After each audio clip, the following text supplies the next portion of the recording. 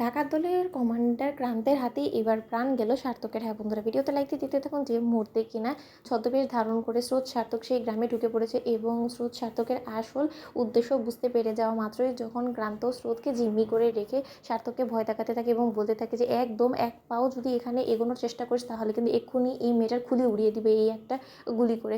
অন্যদিকে সার্থককে স্রোত বলতে থাকে চিৎকার করে যে সার্থক আপনি এখান থেকে চলে যান, আমি চাই না আমার কারণে আপনার কোনো রকম কোনো ক্ষতি হোক। অন্যদিকে মীনাকে বলতে থাকি যে এই মেয়েটাকে এখানেই শেষ করে দিন, কারণ আমিও চাই না যে ও আর সুস্থ সবলভাবে কলকাতা ফিরে যাক। অন্যদিকে স্রোত বলতে থাকে যে তোর মতন বোন যাতে এই পৃথিবীতে কোনো দুশ্মনও না পায়, এইটাই আমি ঈশ্বরের কাছে প্রার্থনা করি। অন্যদিকে ক্রান্ত বলতে থাকে যে খুব বেশি বার বেড়ে গিয়েছিলেন তাই না, তুমি কি মনে করেছিলে যে চালাকি করে আমাদের সকলের ডেরার খোঁজ খবর তুমি কলকাতা পুলিশকে জানিয়ে দিবে এবং পুলিশ এসে অভিযান চালিয়ে আমাদের সকলকে ধরে বেঁধে হাতবাস করাবে এবং সেটা আমরা চেয়ে চেয়ে দেখবো? ভুলে যাও না, আমি কিন্তু এই সকল সদস্যদের কমান্ডার। আমি কমান্ডার কিন্তু এমনি এমনি হইনি, আমি ঠিকই টের পেয়ে গিয়েছিলাম যে তোমরা কি উদ্দেশ্য নিয়ে এখানে ঢুকেছো এবং তার জন্য তো তোমাকেই সর্বপ্রথম জিম্মি করেছি, কারণ আমি খুব ভালো করে জানি যে তোমাকে আটকানো মাত্রই এই ছেলেটাকে জব্দ করা যাবে। অন্যদিকে সার্থক বলতে থাকে যে ওকে কোনো ক্ষতি করো না, দোহাই তোমার, আমি তোমাকে বলছি ক্রান্ত তুমি যা কিছু করার তুমি আমাকে করো, কারণ তোমার বিরুদ্ধে চক্রান্ত আমি করেছি, পুলিশকে খবর আমি দিয়েছি, তাহলে শুধু শুধু স্রোতকে কেন তোমরা এরকম করে শাস্তি দিচ্ছ? ঠিক সেই মুহূর্তে স্রোত বলতে থাকে যে সার্থক আমি বলছি তো আমার যা হয় হোক, তুমি এখান থেকে চলে যাও, তুমি নিজের জীবনটাকে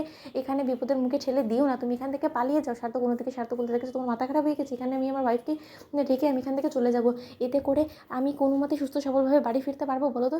আর স্রোত তুমি একদম চালাকি করার চেষ্টা করবে না, তুমি বলো না ওদেরকে যে তুমি কোনো কিছু বলোনি, তুমি শুধু এতটুকু বলেছো যে তোমাদের ডেরা এখানেই আছে এবং চক্রদলের সদস্য কমান্ডার এখানে উপস্থিত আছে, এছাড়া বেশি কিছু আমরা কিছু বলিনি। ঠিক সেই মুহূর্তে মীনাক্ষী বলতে থাকে যে যা বলার তো তোমরা বলেই দিয়েছো, তোমরা কি মনে করছো যে ক্রান্ত এতটাই কাঁচা কাজ করে যে ও কোনো মতে কোনো কিছু টের পাবে না এবং ওর নাকে ডগা দিয়ে তোমরা ওর বিরুদ্ধে চক্রান্ত করে পার পেয়ে যাবে?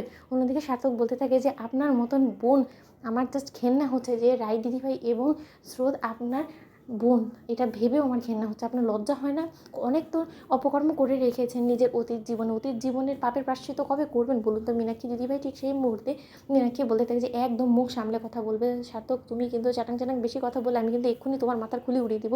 স্রোত তুই তোর হাজব্যান্ডকে বলে যে মুখ চুপ রাখতে, নয়তো আমার থেকে খারাপ কিন্তু কেউ হবে না। ঠিক সেই মুহূর্তে ক্রান্ত বলতে থাকে যে এত কথা তো শুনতে চাইনি, এক্ষুনি মেয়েটাকে শেষ করে দেবো, এক্ষুনি পুলিশকে কল কর, এক্ষুনি সার্থক পুলিশকে কল করে বল যে তোরা যে কিছু দেখেছিস সেটা সম্পূর্ণরূপে মিথ্যে এবং পুলিশকে আটকানোর চেষ্টা কর। যদি পুলিশ এখানে এসে পড়ে তাহলে কিন্তু আমাদের থেকে খারাপ কেউ হবে না এবং এখানে তোদের দুটোকে শেষ করে দেবো। অন্যদিকে এই কথা বলা মাত্রই যখন পুলিশ ক্রান্তের দিকে বন্দুক তাক করে তখন ক্রান্ত বলতে থাকে যে নিজে যখন মরবো তাহলে তোকে শেষ করে তবেই মরবো। ঠিক সেই মুহূর্তে যখন ক্রান্ত গুলি ছুটতে যায় স্রোতের দিকে তখনই স্রোতকে সরিয়ে দিয়ে স্রোতের ভাগের গুলিটা সার্থক খেয়ে যায় এবং সার্থক সেখানেই লুটিয়ে পড়ে এবং অনবরত সার্থকের বুক থেকে যখন রক্ত বেরোতে তখন স্রোত চিৎকার করে বলতে থাকে যে সার্থক।